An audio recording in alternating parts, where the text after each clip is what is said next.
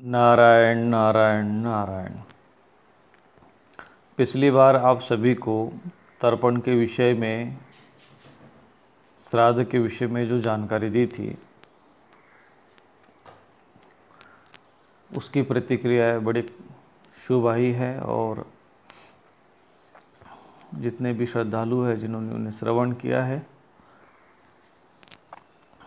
उन्होंने उसे एक उत्तम और श्रेष्ठ जानकारी के रूप में श्रवण किया। उस विषय पर 2-3 जिज्ञासाएं ऐसी आई है जिसका समाधान करना है और एक समाधान सरल ये भी देना है कि आखिर सामान्य व्यक्ति श्राद्ध और तर्पण की विधि को किस सरलता के साथ पूर्णता दे सके। तो पहली जिज्ञासा यह थी कि बहुत से ऐसे प्रश्न साधकों ने किए थे कि पिताजी के जीवित रहते हुए क्या हम तर्पण आदि कर सकते हैं क्या। तो मैं जैसा कि उस वीडियो में ही आप लोग सभी लोगों को समझाने का प्रयत्न किया था कि कोई भी व्यक्ति किसी भी आत्मा की सद्गति के लिए, उसके कल्याण के लिए तर्पण श्राद्ध की क्रिया करवा सकता है। इसका एक उदाहरण हनुमान प्रसाद पोद्दार जी ने अपने अनुभव में लिखा है। एक पत्रिका में आया था कि वे जब एक मुंबई के ऐसे चौपाटी वाले स्थान पर जब घूम रहे थे तो एक पारसी प्रेतात्मा उनके पास आया था और उसने उनसे प्रार्थना की थी कि मैं प्रेत योनि में हूँ और मेरी सद्गति के लिए आप मेरे पुत्रों से उसको उन्हें समझाएं अथवा आप मेरी सद्गति के लिए श्राद्ध आदि कर कर मेरा उद्धार करें। और वो आप पर विश्वास नहीं करेंगे तो मैं आपको एक जगह एक बताता हूँ कि मैंने कहाँ पर पैसे अपने कुछ रखे हुए हैं गुप्त रूप से, उस स्थान में आपको बताता हूँ। जब आप उनको बताएंगे तो आपकी बात पे विश्वास करेंगे क्योंकि वो जगह मैं ही जानता हूँ। और आप हमारे धर्म में, परंपरा में ये सब क्रियाकलाप नहीं होते हैं, परंतु मृत्यु के बाद मुझे इन सब चीज़ों का महत्व समझ में आ रहा है तो मैं आपसे प्रार्थना करता हूँ। तो जो गीता प्रेस के जो हनुमान प्रसाद पोद्दार जी रहे उन्होंने एक अनुभव उसमें लिखा हुआ है। मैं अपने जीवन में भी, चूँकि मैं अब ये सब बातें कहता हूँ तो बहुत से लोगों को अतिशयोक्ति लगती है, कुछ लोगों को विश्वास ही नहीं होता है और कुछ जो नए युवा पीढ़ी हैं उनको तो ये ऐसे लगता है जैसे कोई हम उनको किसी पुराणपंथी कोई विचारधारा की ओर ले जा रहे हैं। परंतु सत्यता सत्यता ऐसी सत्यता है, ये ऐसा विषय है कि जिसे कोई कितना भी दुराग्रही भावना से, पाश्चात्य संस्कृति के प्रभाव से, आधुनिकता के प्रभाव से कुछ भी कहे, परंतु मैं पूर्ण प्रमाण के साथ इस बात को न केवल सिद्ध कर सकता हूँ बल्कि जीवन में अनुभव भी किया है और दूसरों के अनुभव में भी इसको ला सकता हूँ कि निश्चित रूप से पितरों का प्रभाव होता है। मैंने अपने जीवन में न के पितर देखे भी हैं और उनसे जैसे किसी अन्य के पितर रहे उनसे वार्ता भी की है, उनसे मैंने भी जानकारी ली है, शास्त्रों का अध्ययन किया है। जिन महापुरुषों ने इस विषय पर शोध किया है उनके शोध ग्रंथ भी मैंने पढ़े हैं। तो मैं ये अनुभव के साथ कह सकता हूँ कि इस विषय में कहीं पर भी असत्यता का कहीं पर भी कूट नहीं है। यदि किसी के मन में कोई शंका है, संदेह है, तो उस शंका और संदेह को दूर करने के लिए यथाशक्ति मैं प्रयत्न कर रहा हूँ। इसके उपरांत भी अगर किसी को अविश्वास है तो वे अपने कर्म के अनुसार, अपने विचार के अनुसार आगे बढ़े और इस हमारे विषय को अनदेखा करके वे अपने मार्ग पे आगे बढ़ सकते हैं। हमें उस विषय पर, उनके विषय में कुछ कहना नहीं है। तो सबसे बड़ी बात मैं ये कहना चाहता हूँ कि जो प्रश्न उन्होंने किया है, सबसे बड़ा महत्वपूर्ण प्रश्न ये होता है शास्त्र में कि क्या पिताजी के जीवित रहते हुए हम श्राद्ध तर्पण आदि कर सकते हैं क्या। तो शास्त्र ये कहता है कि हाँ, ये संभव है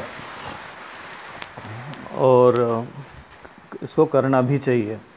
जैसा कि मैंने पिछले वीडियो में ही समझा दिया था कि आप अपने सास ससुर के लिए, भांजा अपने मामा के लिए, बड़ा पुत्र छोटा पुत्र जो भी हो, जैसे मान लीजिए कि पिता है और पिता अगर इन सब क्रियाकलापों को मानता नहीं है, उस पर विश्वास नहीं करता है, अपने पितरों के निमित्त श्राद्ध तर्पण नहीं करता है, तो उस परिवार का कोई भी सदस्य इन क्रियाकलापों को कर सकता है। जैसे कि आप पिता या माता भी हमारे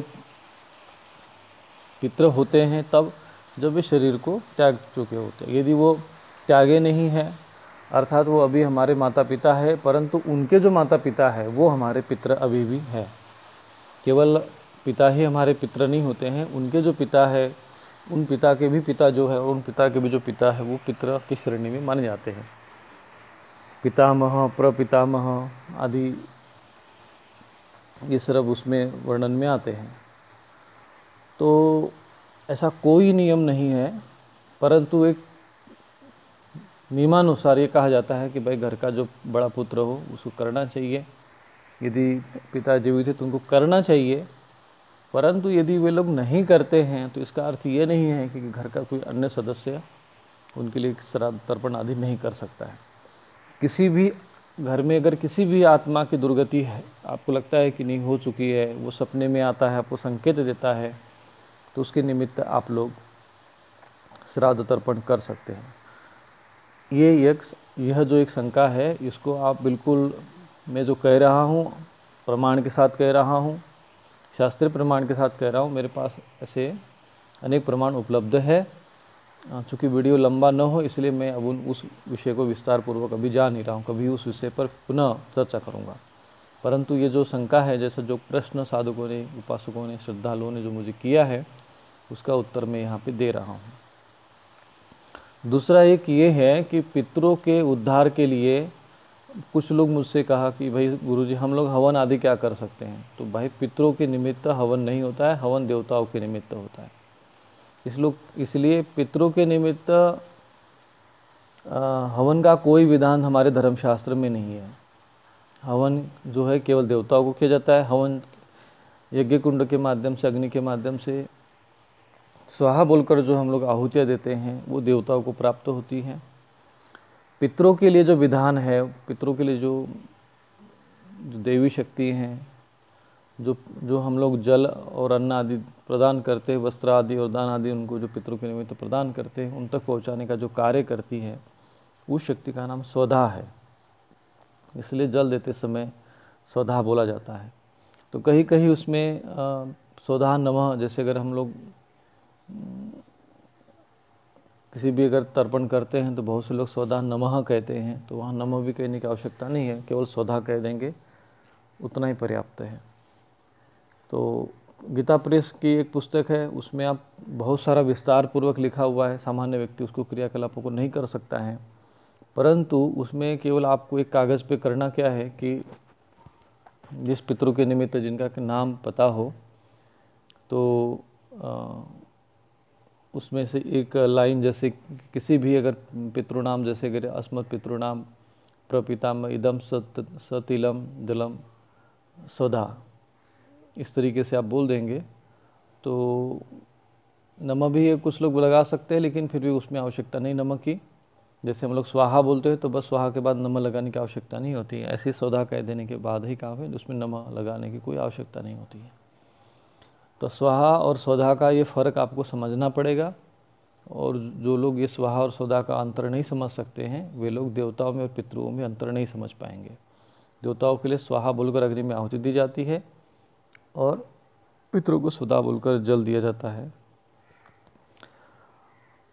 ये एक दूसरा प्रश्न है, उसका एक समाधान हमने एक कर दिया है। तीसरा ये है कि अब हम लोग सामान्य लोग हैं, चूँकि हमारे पास समय भी नहीं है, तो अब हम लोग अपने पितरों के सद्गति के लिए कैसे कर सकते हैं। तो मैंने आपको पहले भी कहा था कि जैसे देवताओं का एक वर्ष का एक दिन होता है, उसमें से 6 महीने उनके दिन के माने जाते हैं, 6 महीने रात में माने जाते हैं। उसी को हम लोग उत्तरायण और दक्षिणायन कहते हैं। उत्तरायण उनका दिन होता है और दक्षिणायन उनकी रात्रि होती है। जैसे कि पितामह भीष्म आजानुबाहु देवता थे, इसीलिए जब उत्तरायण जब तक उत्तरायण आरंभ नहीं हुआ, उन्होंने अपने प्राण छोड़े नहीं। उत्तरायण आरंभ न होने का अर्थ ये होता है कि अभी देवताओं की रात्रि चल रही है, अभी दिन आरंभ नहीं हुआ है, इसलिए वो उसमें उस देवलोक में प्रवेश नहीं कर सकते थे। ऐसा एक शास्त्र के अनुसार नियम आता है। अब ये देवता कौन होते हैं? ये देवता होते हैं जो स्वर्ग के देवता माने गए हैं। जैसा कि पहले ऋषि मुनि इंद्र, वरुण, अग्नि, वायु, मित्र आदि जो भी अन्य देवता माने गए हैं, 12 आदित्य माने गए हैं, तो इन देवताओं की उपासना करने की जो सूक्त है वो वेदों में उपलब्ध है। इनकी आराधना की जाती थी, इनसे कल्याण की कामना की जाती थी, क्योंकि ये प्रकृति के एक प्रकार से अधिपति देवता माने जाते हैं, विभिन्न अलग अलग भागों के। तो उनकी प्रसन्नता के लिए आहुतियाँ दी जाती थी। ये देवताओं का यज्ञ के माध्यम से पूजन हवन हुआ, और ये हो गया देव यज्ञ। और जो पितरों के निमित्त किया जाता है वो पितृयज्ञ। तो उसका विधान तो सीधा सीधा है कि आप श्राद्ध तर्पण जो किया जाता है, तो जैसे उनका देवताओं का हो गया 6 महीने का, तो ऐसे ही पितरों का होता है 1 महीने का एक दिन होता है, जिसमें से शुक्ल पक्ष उनका दिन होता है और कृष्ण पक्ष उनकी रात होती है। तो जो श्राद्ध पक्ष आता है 15 दिन का, क्योंकि 15 दिन का एक उनका दिन और रात होती 15-15 दिन की। तो वैसे अमावस्या जो मूल रूप से अमावस्या आपके पितरों के लिए बहुत शुभ मानी जाती है। आप किसी भी अमावस्या को आप श्राद्ध तर्पण कर सकते। पहला जो तिथि कौन सी करनी चाहिए, दूसरी तिथि जिस दिन जिस आत्मा के लिए हम लोग सदगति के लिए करते, उस आत्मा की सदगति पर जो एक किसी विशिष्ट आत्मा के लिए, यदि कोई व्यक्ति हमारे परिवार से कोई सदस्य है, उस विशिष्ट आत्मा की सदगति के लिए यदि आप करते हैं श्राद्ध, तो उस आत्मा का जिस दिन शरीर छूटा उसी दिन आपको श्राद्ध करना चाहिए। सार्वजनिक यह सभी पितरों के लिए करना हो तो अमावस्या श्रेष्ठ होती तिथि। पितृपक्ष में जो 15 दिन आते हैं तो 15 दिन में प्रतिदिन कर सकते हैं, क्योंकि उनका विशिष्ट तिथि मानी गई है। कुछ पर्व होते हैं, शुभ पर्व होते हैं, उन शुभ पर्वों में भी आप श्राद्ध तर्पण कर सकते हैं। यदि आप किसी तीर्थों में जाते हैं तो आप वहाँ पर कोई नियम नहीं है, आप उसी तीर्थों में तुरंत ही उनको तर्पण आदि दे सकते हैं, श्राद्ध आदि दे सकते हैं। उनके निमित्त किसी को, ब्राह्मणों को, बालकों को, अपने परिवार के सदस्यों को, पशु पक्षियों को उनके निमित्त भोजन करा सकते हैं। इस प्रकार से हमारे समाज में एक अन्नदान की प्रक्रिया इसी बहाने बनी होती है, क्योंकि अब कोई भी व्यक्ति जो सक्षम होगा वही श्राद्ध आदि करेगा, दूसरों को भोजन कराएगा। इस तरीके से हमारे अंदर दान पुण्य की परंपराएं थी। आज वो परंपरा पूर्ण रूप से लुप्त हो चुकी है।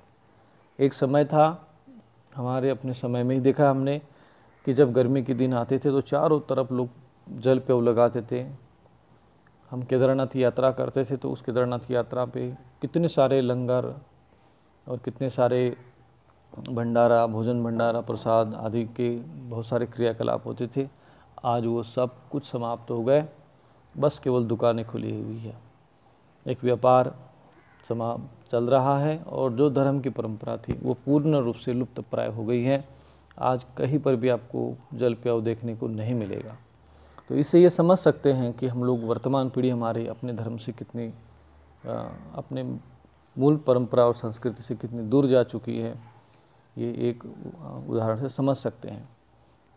तो जब ये सारे कर्मकांड, क्रियाकलाप जो कल्याणकारी पुण्य के कार्य थे, कुआं खोदना, बावड़ी खोदना, दान लेन देना, मंदिर बनाने, मंदिर है, धार्मिक धर्मशालाएं पहले हुआ करती थी, तो वो सारा का सारा उसका सब व्यापारीकरण हो गया है।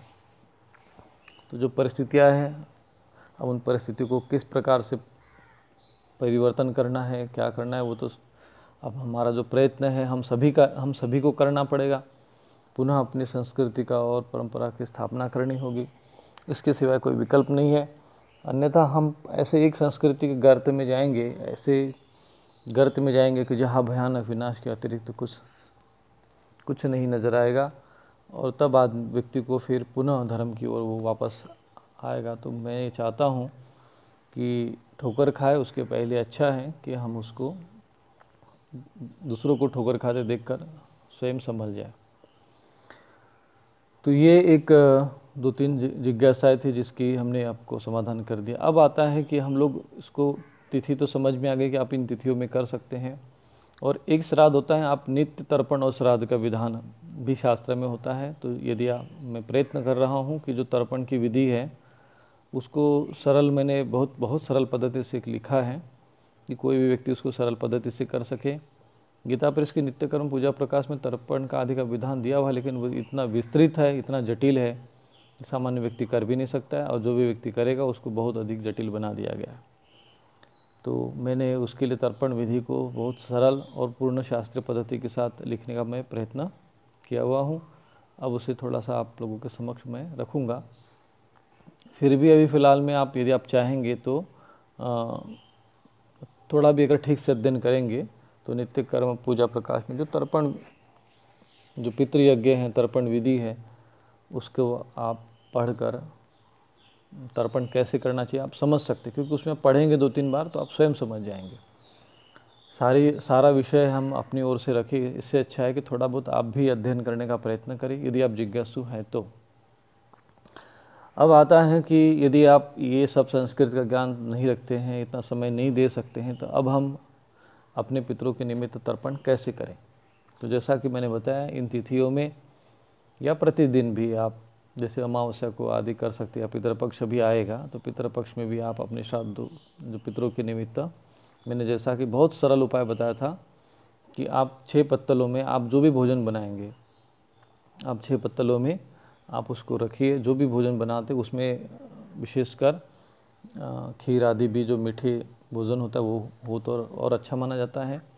नहीं तो आप जो भी भोजन बनाते हैं, जैसा कि भगवान राम ने जब अपने पिता की मृत्यु के उपरांत श्राद्ध और तर्पण किया था तो उन्होंने नदी के जल से ही तर्पण कर दिया, और जो वे कंदमूल आदि खाते थे उसी का उन्होंने श्राद्ध के रूप में उनको समर्पित किया। ये वाल्मीकि रामायण में वर्णन आता है। तो इससे ये सिद्ध होता है कि आपके पास जो उपलब्ध सामग्री है आप उसी से ही श्राद्ध और तर्पण कर सकते हैं। विशेष श्राद्ध में आप विशेष भोजन बनाकर उनके निमित्त कर सकते हैं। अब आता है कि जब आप ये श्राद्ध करेंगे तो किस समय करना चाहिए। जो समय होता है थोड़ा महत्वपूर्ण होता है। जैसे प्रातःकाल का जो समय होता है वो देवताओं का माना जाता है। दोपहर में जो दोपहर की जो संध्या होती है, जो सूर्य जब पूर्ण रूप से ऊपर चला जाता है, जिसको हम लोग दोपहर कहते हैं, मध्याह्न संध्या कहते हैं, वो उसके उपरांत वो जो समय होता है वो पितरों का होता है। इसलिए हम लोग दोपहर 12 बजे घर से किसी को निकलने नहीं देते, वो पितरों का समय माना जाता है। संध्या काल में जो प्रेत और ब्रह्म राक्षस रुद्र शक्तियाँ है, जब सूर्य डूबता है उस समय वो उनका समय माना जाता है। रात्रि काल राक्षस और निशाचर यक्ष गंधर्वों का समय माना जाता है। इस प्रकार के सबका समय, और जो दिन होता है वो मनुष्य को क्रियाकलाप के लिए बताया गया है। इस प्रकार से प्रातःकाल से लेकर रात्रि काल तक की सारी व्यवस्था हमारे धर्मशास्त्र में लिखी हुई है। तो दोपहर का जो समय होता है उस समय पितरों के निमित्त श्राद्ध करना चाहिए। और आपको करना बस केवल इतना है, यदि आपको कुछ नहीं आता है, आप अपने पितरों के निमित्त तो केवल अन्न और जल भी अगर आप प्रदान करते हैं तो भी आपके पितर आपके ऊपर प्रसन्न हो सकते हैं। पितरों को प्रसन्न करने के लिए हवन पूजन आदि कोई विधान शास्त्र में नहीं है। हाँ, कुछ स्तोत्र आदि है, जैसा कि मैंने पितृ सूक्त वगैरह पितृ स्तोत्र लिखा हुआ है, वेबसाइट पर उपलब्ध है, वो उनके निमित्त पढ़ सकते हैं। परंतु पितरों को जब सबसे बड़ी आवश्यकता होती है, क्योंकि मैंने भी जो व्यक्ति मृतक हुए हैं और वो उसके बाद वे लोग अपने परिवार के शरीर, किसी सदस्य के शरीर में आकर मुझसे वार्ता किए हैं, 1-1 घंटा 2-2 घंटा 3-3 घंटा मैंने उनसे प्रश्न किए हैं, पूछा है, और बिल्कुल प्रमाण के साथ ये सारी बातें मैंने अपने जीवन में अनुभव की है। तब जो मेरा शास्त्रों के प्रति जो विश्वास था वह इतना दृढ़ और प्रगाढ़ हो गया कि मुझे ये लगा कि भविष्य में मैं कभी इस विषय को रखूँगा। तो मैं आपको ये कहना चाहता हूँ कि आपके पितृ होते ही हैं, आपके पिता हो चाहे न हो, जिस अवस्था में भी हो, आपके पितृ अर्थात जो मृतक अवस्था को प्राप्त हो गया, अगर आपके पिता है जीवित तो उनके जो पिता होंगे वो भी तो आपके पितृ है। तो आप ऐसा नहीं कि पिताजी हैं तो हम उनके लिए श्राद्ध तर्पण आदि न करें, ऐसा भाव नहीं होना चाहिए। उनके भी पिता होंगे जो कि मृतक अवस्था में हैं, हमें पता भी नहीं चलता कि हमारे घर में हमारे कितने कौन कौन पितृ योनि में। अधिकांश जब पितरों के निमित्त जो हमारे जो परिवार के सदस्य होते हैं उनकी जब मृत्यु हो जाती है, हम विधिवत संस्कार नहीं करते, श्राद्ध तर्पण नहीं करते हैं, तो ऐसे जो हमारे पूर्वज होते हैं वो प्रेत योनि को प्राप्त हो जाते हैं और वो घर में ही वास करते हैं। फिर उनके साथ साथ अन्य भी जो प्रेत होते हैं वो भी उनके साथ घर में वास करने लगते हैं। ऐसे घर में कभी भी शांति नहीं रहती, ऐसे घर में कभी भी अन्न और धन की कभी भी वृद्धि नहीं होती और अनेक प्रकार के रोग उस घर में आ जाते हैं।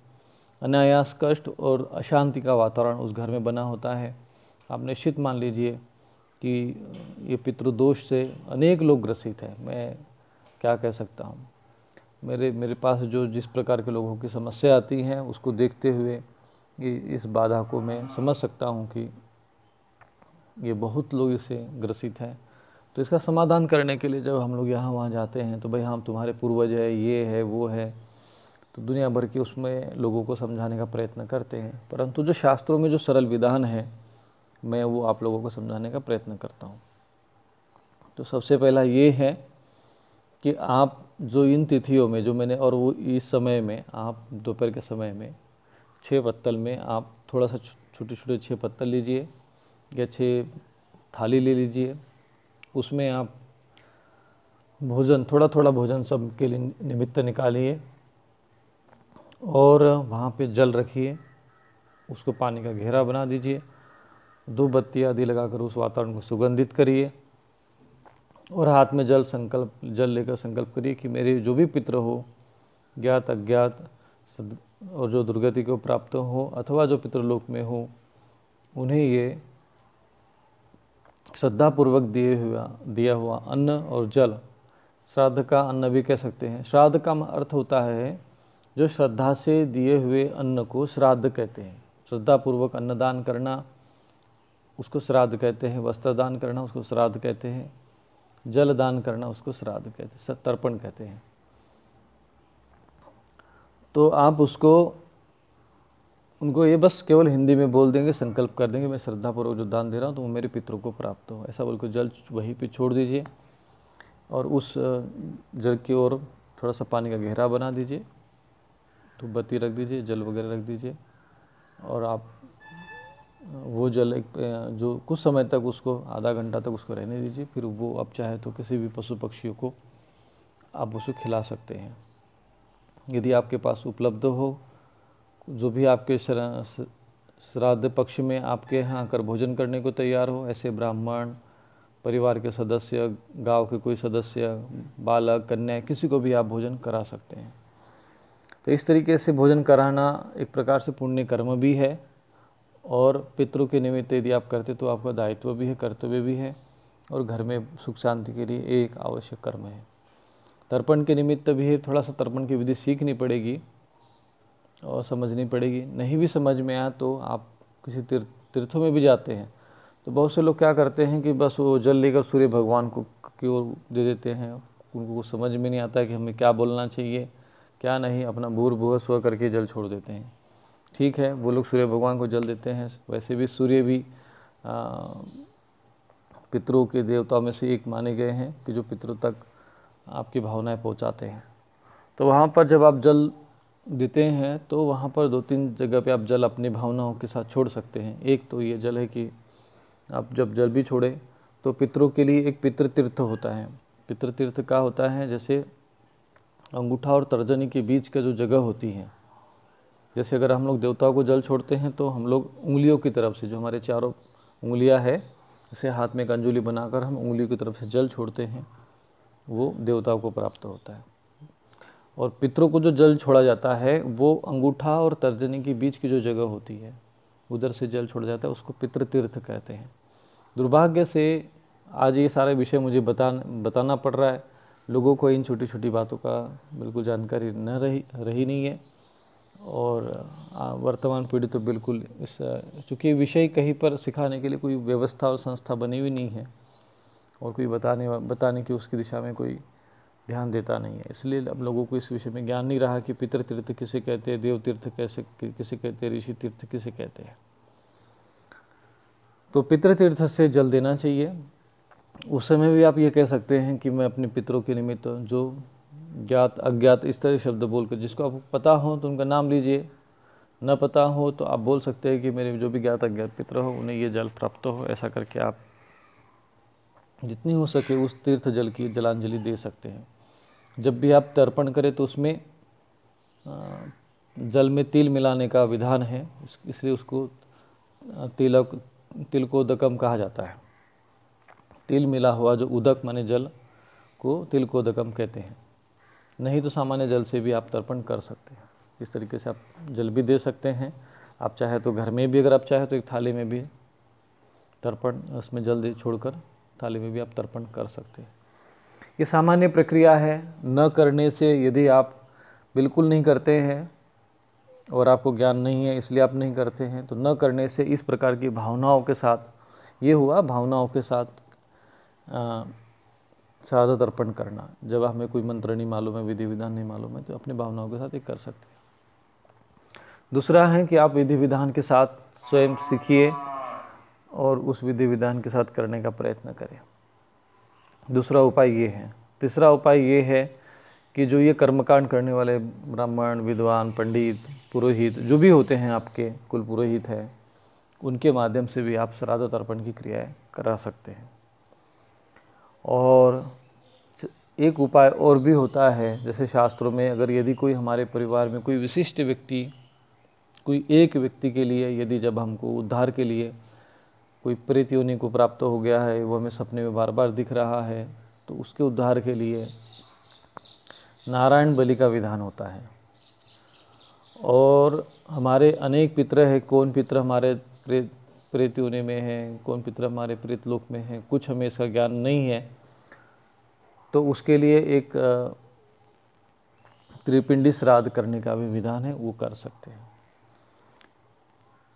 नारायण बलि और त्रिपिंडी के लिए हम लोग प्रयत्न करेंगे, क्योंकि ऐसे बहुत सारे आत्माएं होती हैं जिनकी सदगति के लिए विधान लोग कर नहीं पाते हैं, समझ नहीं पाते हैं। तो बहुत शीघ्र हम लोग कुछ ऐसे विद्वान व्यक्तियों के साथ में संपर्क में आ रहा हूँ जो इस कर्मकांड को ठीक कर सके, क्योंकि ये कर्मकांड करने के लिए बहुत समय देना पड़ता है और हम उतना समय दे नहीं पाते हैं। और हमारा जो मुख्य कर्म है, लोगों मंत्र का क्षेत्र ही मेरा मुख्य क्षेत्र है, इसलिए मैं मंत्र के अतिरिक्त मैं अन्य क्षेत्र में कार्य नहीं कर सकता। परंतु मैं ये कार्य दूसरों के, जो हमारे से जुड़े हुए हैं, कुछ अच्छे लोग हैं, शुभ विचारधारा के लोग हैं, उनके माध्यम से मैं आश्रम की ओर से ऐसा कुछ व्यवस्था बनाने का प्रयत्न कर रहा हूँ कि जिसमें ये श्राद्ध और तर्पण की क्रियाएँ जो भी मुझसे जुड़े हुए श्रद्धालु हैं उनके निमित्त में करा सकूं। तो त्रिपिंडी श्राद्ध और नारायण बलि के लिए कैसा व्यवस्था हो सकती है उसको मैं आगे देखूंगा। यदि संभव हो सका तो हम लोग जैसा भी यथाशक्ति कम से कम शुल्क में, जितना आवश्यक जो शुल्क उसमें लगता है उस शुल्क में हम लोग कराने का प्रयत्न करेंगे। क्योंकि इस प्रकार के मुझे बार बार जो श्रद्धालु हैं उनकी तरफ से कहा जाएगा, गुरुजी हमारे निमित्त इस प्रकार से कुछ क्रियाकलाप करा दीजिए। तो अभी व्यवस्था है नहीं, फिर भी हम लोग बनाने का प्रयत्न कर रहे हैं, अभी चर्चा चल रही है। तो त्रिपिंडी श्राद्ध और नारायण बलि ये आप कर्मकांड, जैसे अगर कोई व्यक्ति आपके परिवार का कोई सदस्य है, बार बार सपने में आ रहा है, दुर्गति को प्राप्त है, तो उसकी सदगति के लिए नारायण बलि की जाती है। नारायण बलि का अर्थ होता है भगवान नारायण का स्मरण करना, पूजन करना और उनसे ये प्रार्थना करना कि हे प्रभु, इस आत्मा की जो फलाना फलाना उसका जो गोत्र है उसका नाम बोलकर इस आत्मा की आप सदगति के लिए हम लोग ये आपका पूजन कर रहे हैं। तो भगवान नारायण का पूजन करने से उस आत्मा की प्रेत योनि से मुक्ति हो जाती है और वो अपने आगे फिर अपने कर्म के अनुसार आगे बढ़ता है, अन्यथा वो अपने इसी लोक में प्रेत योनि में भटकता रहता है।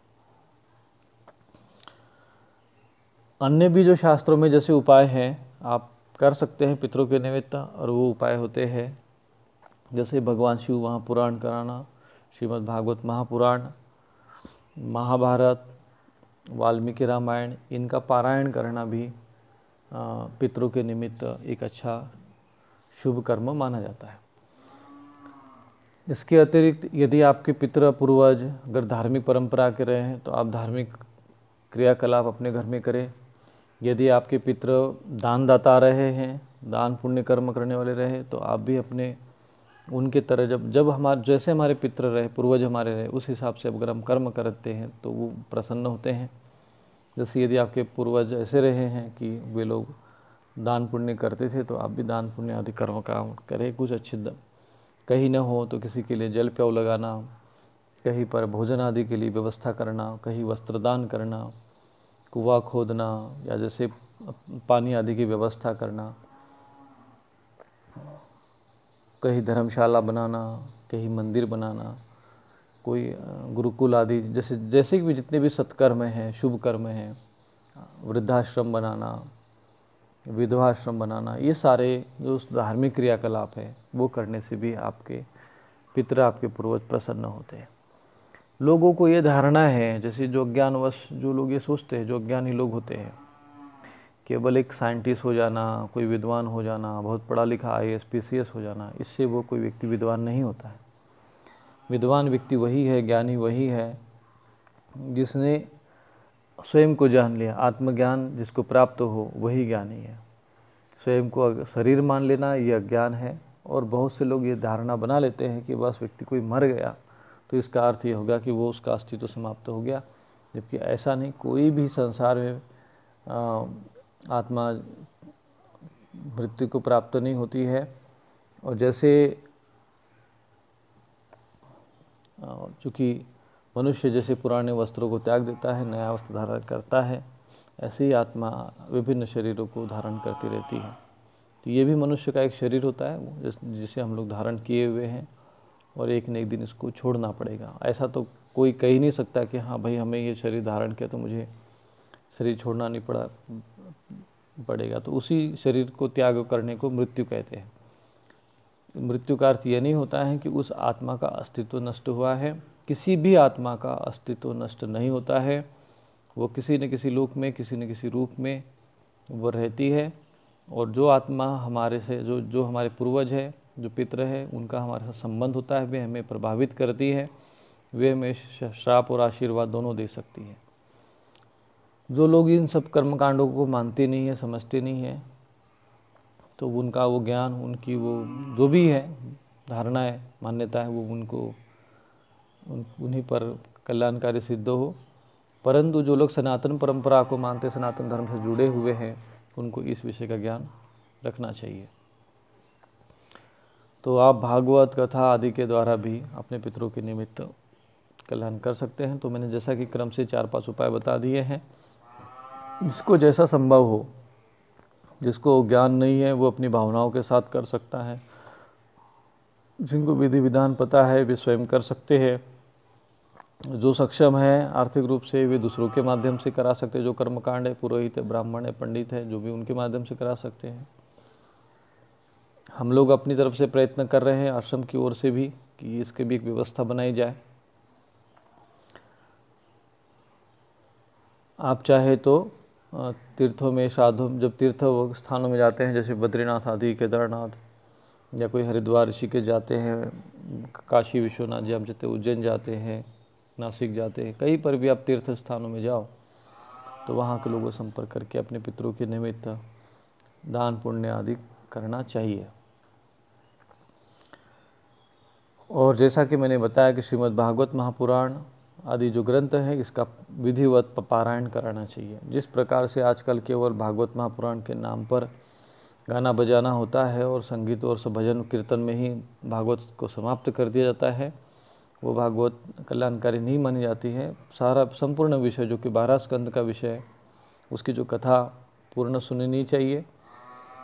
उसको हिंदी में और संस्कृत में भी पढ़े और हिंदी में भी आपको पढ़ना चाहिए। आप स्वयं चाहे तो भागवत घर में लेकर आप हिंदी में पढ़ सकते हैं, उसका पूर्ण फल मिलता है। जैसे दुर्गा सप्तशती को भी आप हिंदी में लोगों ने पढ़ा, उसका फल उनको मिला। ऐसे श्रीमद् भागवत महापुराण, वाल्मीकि रामायण, महाभारत, शिव महापुराण, हरिवंश पुराण आदि पढ़ना चाहिए। कुछ लोग गरुड़ पुराण भी पढ़ते हैं, कहते नहीं मृतक अवस्था में, जब कोई व्यक्ति मरने की अवस्था में जाए तभी गरुड़ पुराण पढ़ना चाहिए। ऐसा नहीं है। गरुड़ पुराण में आखिर किस विषय का ज्ञान है? गरुड़ पुराण में आत्मा के विषय में ज्ञान दिया हुआ कि मृत्यु के उपरांत आत्मा की क्या गति होती है। तो उस विषय का ज्ञान है, तो वो ज्ञान तो आप कभी भी प्राप्त कर सकते हैं, वो कोई ज्ञान प्राप्त करना बुरी बात नहीं है। इसलिए गरुड़ पुराण भी आप किसी भी अवस्था में पढ़ सकते हैं, ऐसा कोई विधान नहीं होता है कि आप उसी समय पढ़ो। शास्त्रों का ज्ञान प्राप्त करने का कोई समय नहीं होता, जब आपकी इच्छा हो, जब आपके अंदर भाव बने, जब आप कभी भी चाहे तो आप कर सकते हैं। जैसा कि मैंने आपको अभी श्री राम नाम जप महायज्ञ के विषय में भी बताया, इस प्रकार के धार्मिक क्रियाकलाप करने से भी पितृ शांति होती है और ये करना चाहिए।